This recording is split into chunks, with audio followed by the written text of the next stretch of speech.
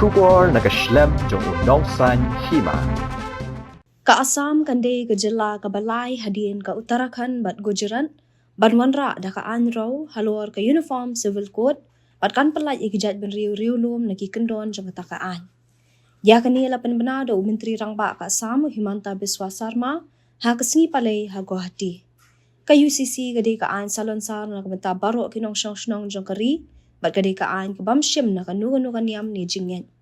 Hapo ka UCC and penbet ye ki an gibe day ba ka jingyo pateng jingting kun bat giwe. Himanta ha ka jing kendo bat kila pathai khubor uloong. Ba kidang up ya ka an raw jong ka Uttarakhand halor ka UCC bat hadin balawan ra ya ka Assam ka sapenbut.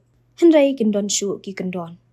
Ulong ba ha ka UCC jong ka Assam kindon ki kendon bat thamai namar ka Jylla ka yakun persha ya ka jingshong kha bat ki khna bat ka jingdon bungut ki kurim.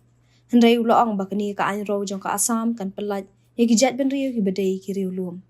Uloong bakin sapuli ka anraw jong ka Uttarakhand batkin sapet lakin la ni man panjing mot na ki pat ba hapo ki ar la ni lai banai banwan. Henrei uloong baladami ki kenrum kenram ya kata ansai kran ki riu shamphang padadin kata ansa penjana ya ka anraw. Himanta uloong ru ba baro kan shong haki anraw banwan ra da ka Uttarakhand bat Gujarat. Henrei ka Assam kande ka Jylla ka Balai ka banwan ra da ka anraw halor ka UCC. Watla ka UCC kade kamat ka ba anhap banrai da ka parliament.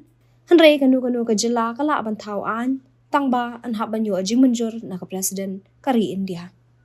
Uttarakhand and Gujarat will bring UCC first and Assam will follow them with some new addition to that bill like Assam model. But I'm waiting to see the bill of Uttarakhand, and once Uttarakhand bill is done, we'll bring the same bill, but there will be considering that we are working against child marriage, we are working against polygamy. So there will be some Assam's innovation into the bill. But of course in Assam bill, will exempt tribal community from the ambit of the UCC.